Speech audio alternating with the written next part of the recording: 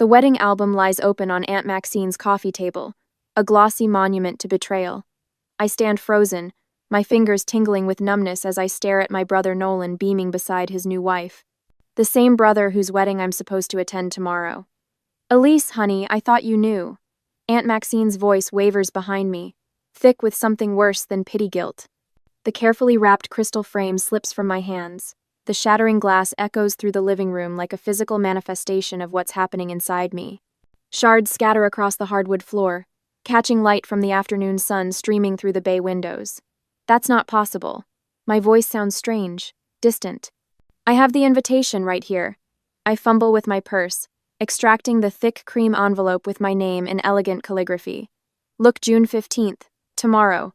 Aunt Maxine takes the invitation with trembling hands, her reading glasses perched on the end of her nose. "Oh, Elise." Her voice breaks. "The wedding was last weekend. They sent you the wrong date. On purpose." The room tilts slightly. I'd taken a day off from my executive marketing position to prepare. Spent weeks searching for the perfect gift, the right dress, practicing what I'd say to family members who barely acknowledge my existence. How can they be so cruel?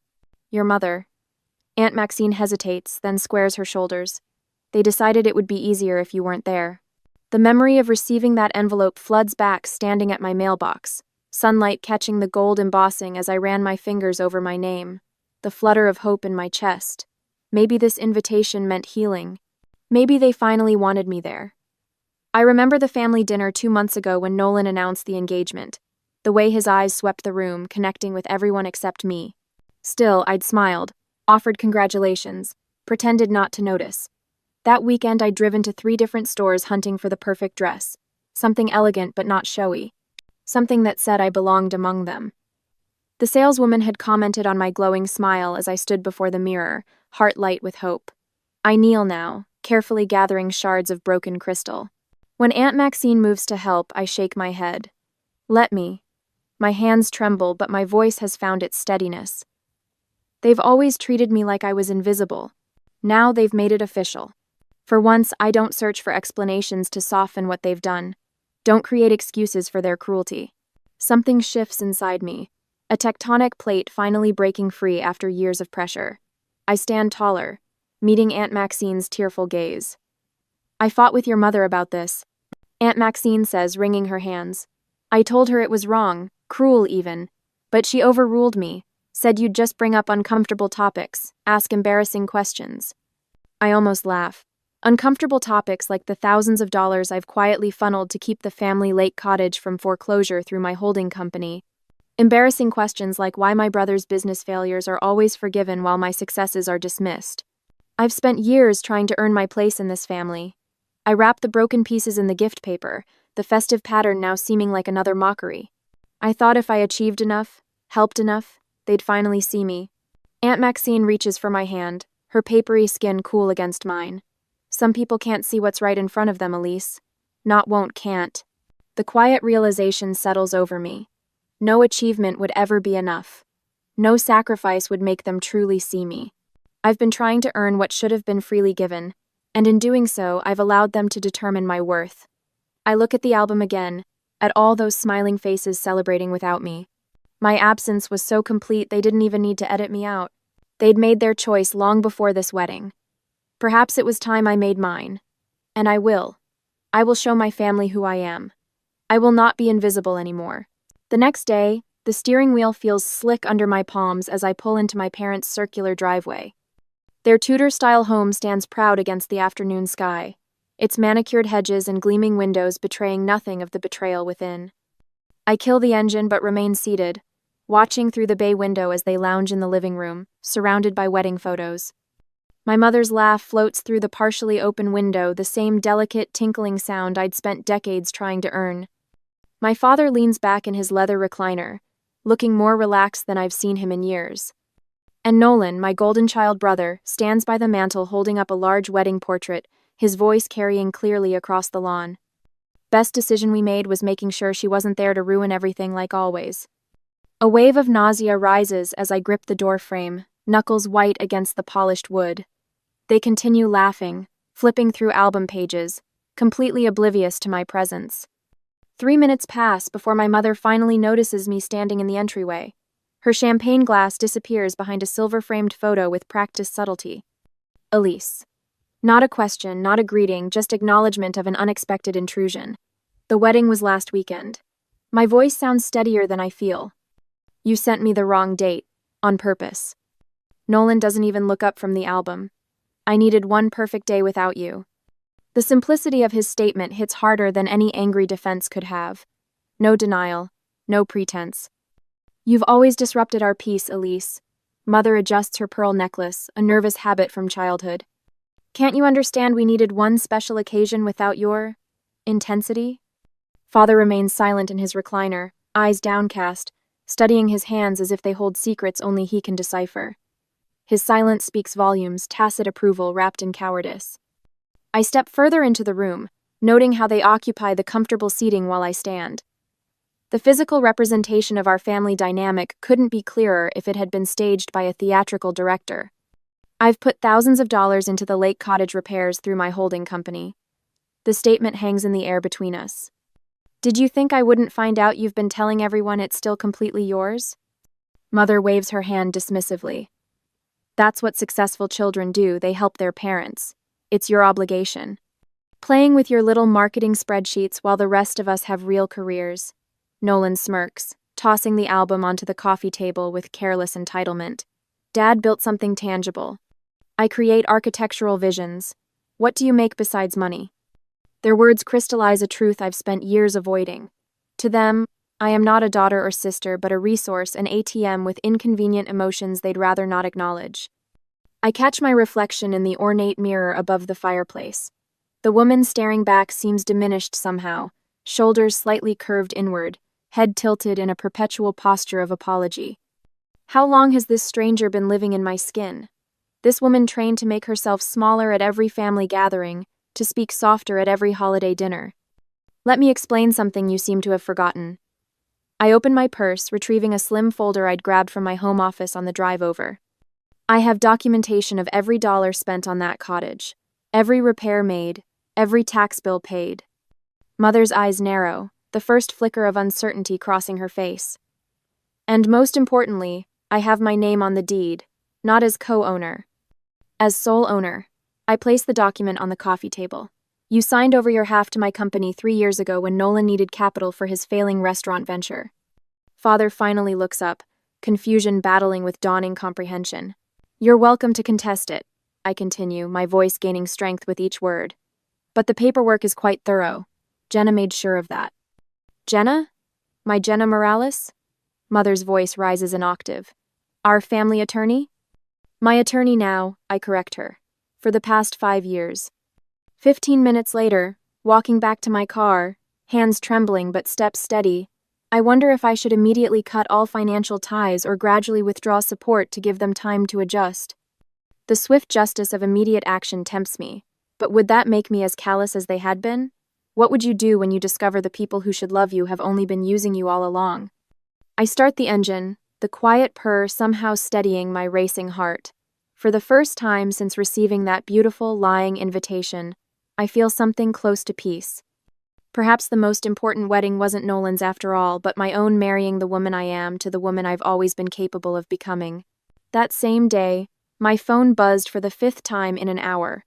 Another cousin I haven't spoken to since last Thanksgiving, suddenly concerned about my mental health. Mother's been busy. Elise, honey, we're worried about you. Uncle Robert's voice crackles through the speaker.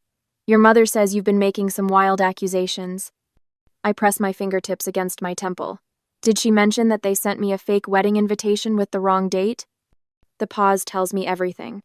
Well, there must be some misunderstanding. No misunderstanding, Uncle Robert. They didn't want me there, so they made sure I wouldn't be. After hanging up, I open my laptop to find Nolan has posted wedding photos online. Surrounded by everyone who matters, reads the caption beneath an image of our beaming parents flanking the happy couple. The absence I'd never noticed in family photos before now screams at me. The final blow arrives in today's mail. A formal letter on Dad's business stationery demanding the return of the lake cottage to its rightful owners. As if I'd stolen rather than saved it. Night after night, I lie awake, Photographs spread across my bedspread. The smiling faces look back at me, mocking my naivety. Had I imagined the happy moments? Created false memories of connection where there was only tolerance?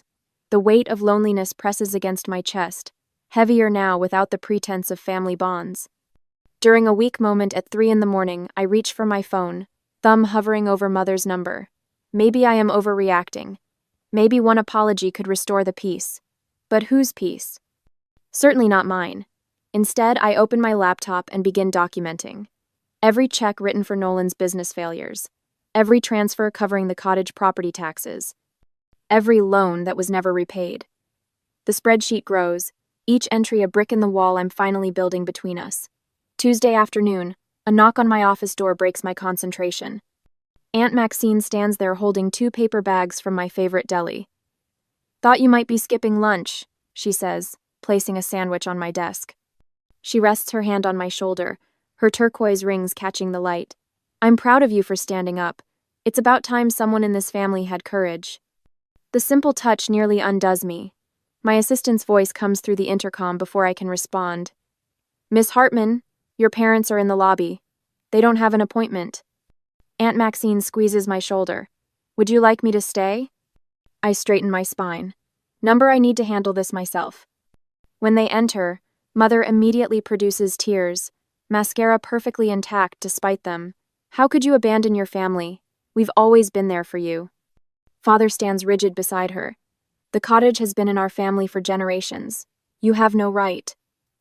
They remain standing while I stay seated behind my desk, no longer jumping to attention when they enter a room. "That cottage hasn't been in our family for years." I say, voice steadier than I expected. "You sold your half to my company when you needed money for Nolan's failed business venture." Mother's tears evaporate. "We did no such thing." I remove a document from my desk drawer. "Your signature is right here, Mother. April 2018, when Nolan's restaurant went under." Father steps forward. "We assumed once things turned around." "You assumed I would give it back without mentioning the legal transfer? Or you assumed I would continue bankrolling the family while being excluded from it?" The words flow easier now. "I'm not your bank. I'm not your family's safety net. I'm done." For the first time in my life, my mother looks at me with something other than disappointment. Fear. I made myself clear. The intercom buzzes. "Miss Hartman, Jenna Morales is here for your 2 o'clock. Perfect timing. Jenna strides in, briefcase in hand, her authoritative presence filling the room. "Mr. and Mrs. Hartman, I believe our meeting was concluded." She gestures toward the door with practiced professionalism. "This is family business." Mother hisses. "Which is why Miss Morales, my attorney, is handling it." I reply. "All further communication will go through her office." The contrast is striking, Jenna's respectful Miss Hartman against my mother's dismissive glare. As Jenna escorts them out, Father looks back once, confusion replacing his usual certainty. When they're gone, Jenna returns with documents. "Ready to make this official?" With each paper I sign, my voice grows stronger, my signature more confident. The legal notice giving them 30 days to vacate the cottage feels like signing a Declaration of Independence. "Your mother's signature on this sale document is ironclad," Jenna says, sorting the paperwork into her briefcase. "They don't have a legal leg to stand on." As I sign the final document, my phone lights up with Nolan's name, the first time he's called in years. I watch it ring, no longer jumping at his summons. Some calls don't deserve to be answered. Next day, the documents spread across Thomas Bedford's polished mahogany desk like battle plans. I sign each one with deliberate strokes, my signature growing more confident with each page. Joint accounts closed. Co-signed loans transferred. Investment portfolios separated. Thomas checks items off his list, his voice carrying the measured cadence of a man who's witnessed family fortunes crumble before. Perfect timing, too. According to their schedule, your parents should be halfway through their country club luncheon right about now. I glance at my watch, 12:37. Mother will be ordering her second gin and tonic, Father nodding politely at whatever retired executive has cornered him. The predictability of their routine has become my strategic advantage. "What about the restraining order?" I ask, sliding the last form across the desk. Thomas adjusts his wire-rimmed glasses. "Judge Harriman will review it this afternoon. The documentation is thorough. Workplace harassment has clear precedent. I think of my parents' unannounced visits, the scenes in the lobby, the whispers among colleagues. My fingers curl into a fist beneath the desk. I've seen families destroy people, Elise. Thomas closes his leather portfolio with a decisive snap. You're making the right choice. The certainty in his voice steadies something inside me that's been trembling for days. When my phone vibrates, I expect Aunt Maxine's name. Instead, the building security number flashes on the screen. Miss Hartman? There's a situation in the lobby. Your brother is demanding to see you. Thomas notices my expression and points to the speakerphone button. I press it. Is he creating a disturbance? I ask, my voice surprisingly calm. Yes, ma'am. Security protocol requires documentation of the incident. He's quite insistent about financial matters. Thomas scribbles a note and slides it toward me. This strengthens the restraining order case. I'm not coming down, I tell the security officer. Please follow standard protocols for unauthorized visitors. 15 minutes later, my phone rings again. An unfamiliar number. Elise? It's Kendra, Nolan's wife. Her voice wavers. I'm outside your building. I close my eyes, bracing for another attack. I saw everything, she continues. The way he acted in your lobby. I had no idea he could be like that.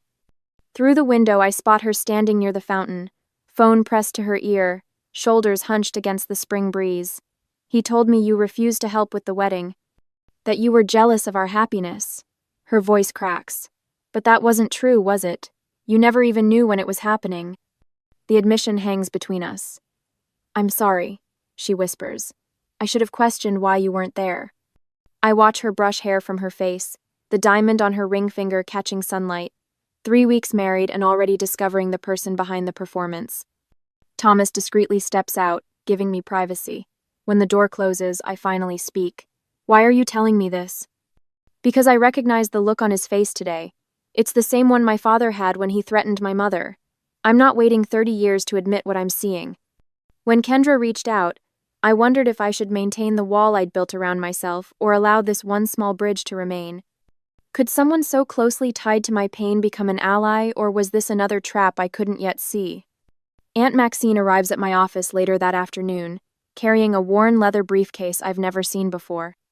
I've been keeping these for years, she says, laying out folders containing printouts of emails, text messages, and financial records dating back a decade.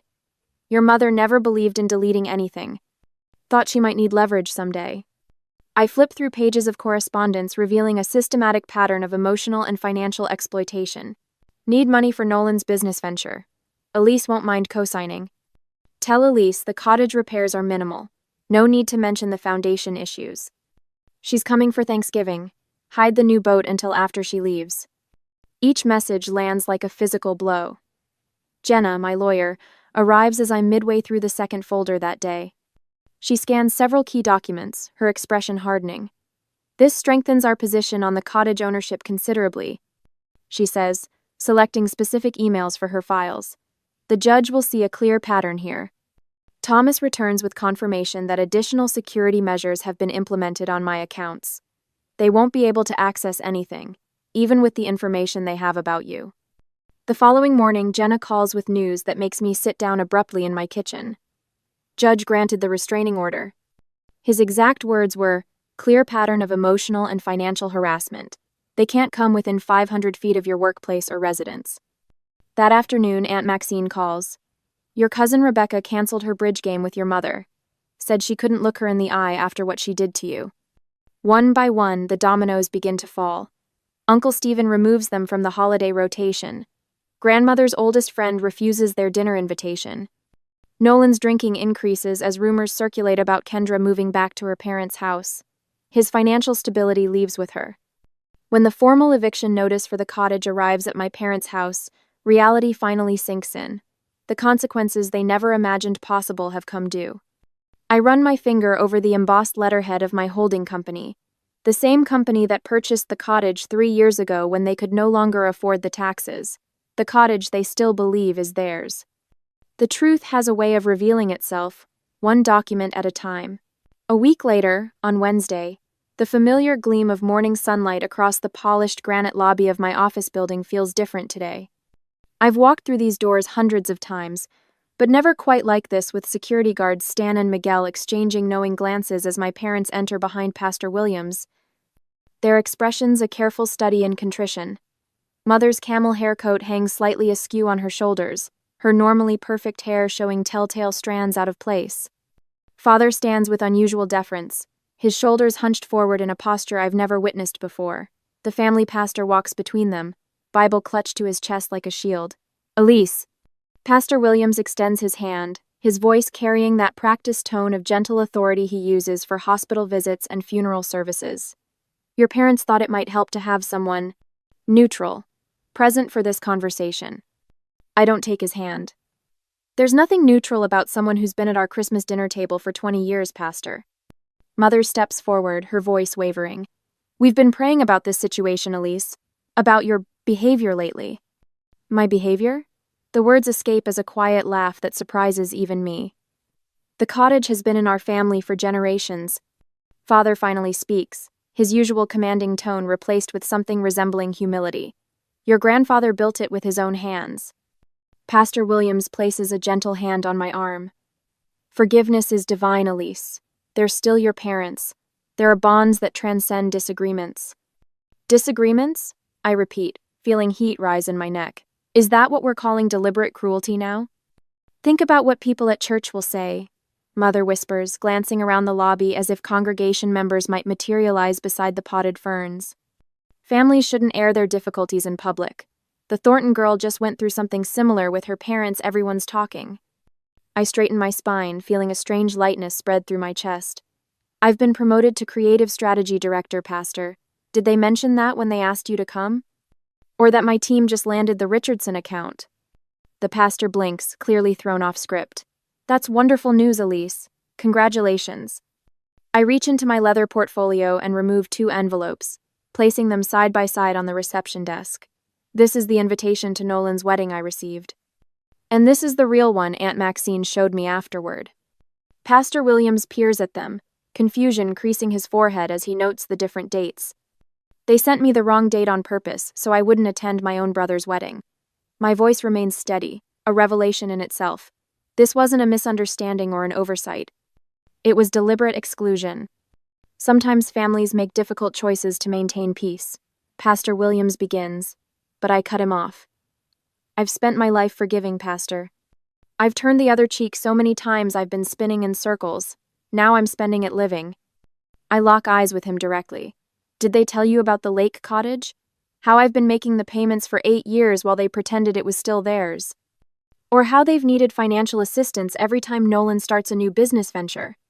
Or perhaps they mentioned how they forgot to invite me to Thanksgiving dinner 3 years running but remembered to call when they needed their roof replaced. The pastor's expression shifts, the certainty in his eyes wavering as he glances between my parents. Elise, after all we've sacrificed for you. Mother interjects, tears gathering at the corners of her eyes. I turn to face her fully, standing taller than I ever have in their presence. Name one sacrifice you've made for me that wasn't actually for Nolan. The silence stretches between us, becoming their answer. I pick up a manila envelope from the reception desk and hand it to my father. These are all the family photos I kept. The ones where you cropped me halfway out or where I'm standing slightly apart. I've been holding on to them thinking someday I'd feel like I belonged in those frames. Father takes it automatically, his fingers trembling slightly. I'm releasing myself from the obligation of being your daughter. I say, the words bringing an unexpected rush of oxygen into my lungs. You're free from having to pretend I matter to you. You can't just stop being family, Mother says, her voice rising. After all, we've sacrificed for you. You already said that. I hold her gaze, still waiting for an example. Stan steps forward from his security desk, his presence a quiet reminder that this confrontation has an audience. Everything all right here, Miss Hartman? Yes, Stan. My visitors were just leaving.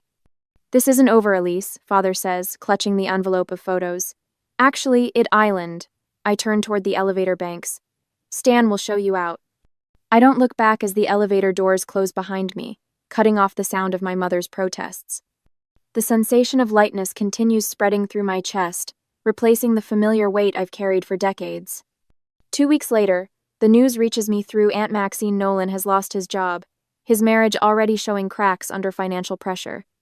I feel nothing but a distant pity, like observing strangers through a rain-streaked window. The first letter arrives at my office the following Tuesday. The envelope bears my father's distinctive handwriting, precise capitals with flourished edges. I place it on my desk beside my coffee, studying it as steam rises between us. My finger traces the edge of the seal, not yet breaking it. Inside might be more manipulation, more guilt, more demands disguised as family obligation, or perhaps something else entirely. I haven't decided whether to open it yet, and that choice, I realize, is the most valuable thing I've gained. A year later, the morning sun streams through the floor to ceiling windows of my lake house office, casting golden patterns across the hardwood floor. My photographs line the walls, landscapes I captured during weekend trips when I stopped waiting for invitations that never came. No family portraits here, just moments that belong solely to me. My phone rings, and for the first time in years, my shoulders don't tense at the sound. Elise Hartman, I answer, tucking the phone between my ear and shoulder as I arrange presentation notes. It's a potential client interested in my boutique marketing approach. As I explain my philosophy about authentic brand storytelling, I notice the wall calendar behind my desk. Where family obligations once dominated birthdays, I celebrated alone. Holidays where I arrived bearing gifts and left bearing wounds, now personal milestones stretch across the months. Half marathon in August. Photography workshop in September. A week in Montana just because I've always wanted to see big sky country. When the call ends, I lean back in my chair and breathe. The cottage that once symbolized my family's hold over me has become my sanctuary. The mail arrives with its usual shuffle through the brass slot. Among the business correspondence sits a thick cream envelope, my name written in flowing calligraphy. My heart stutters momentarily before steadying. Another wedding invitation, my cousin Rachel this time. I run my finger along the embossed edge, remembering how a similar envelope once carried such bitter disappointment. The date looks correct. The RSVP card includes a handwritten note. It wouldn't be the same without you, Elise. Please come. For a moment, I consider what's expected, what the old Elise would have done. Drop everything. Find the perfect gift. Prepare answers to intrusive questions about my single status and childless life. Instead, I check my calendar. The wedding falls during my photography retreat in Maine. I select a response card from my desk drawer and write a genuine note explaining my absence and wishing them joy. I'll send a thoughtfully selected gift, not to earn approval, but because giving brings me pleasure when it's freely chosen. That evening, Aunt Maxine arrives first for our dinner, bringing her famous apple crumble. Thomas appears with a bottle of wine he's been saving for a special occasion. Jenna rushes in last, apologizing for court running late, her laugh filling my kitchen. 1 year, Thomas says, raising his glass once we're seated around my dining table. 1 year of boundaries that would make a fortress envious. To finding family and friendship, Aunt Maxine adds, her eyes crinkling at the corners, and strength in starting over. We clink glasses as laughter bubbles up from somewhere deep inside me, rusty but genuine. Later, after they've gone, I sit at my desk and open my father's latest letter. Unlike his early correspondence filled with guilt and demands, this one acknowledges harm without seeking absolution. I failed you, he writes simply. You deserved better. I place the letter in a wooden box with the others, not displayed proudly, nor destroyed in anger. Just acknowledged as part of a story I no longer need to rewrite. Beside me sits a brochure for a mentoring program helping young women navigate early career challenges. My travel itinerary for Portugal, a solo journey I've dreamed about since college, rests beneath it. Both represent futures built on my terms. As I close the box of letters, I wonder if healing means reconciliation or simply peace with the past. Is family defined by blood, or by those who treat your heart with care? Some bridges burn for a reason, while others can be rebuilt stronger than before. What would you choose? The comfort of what's familiar or the promise of what could be?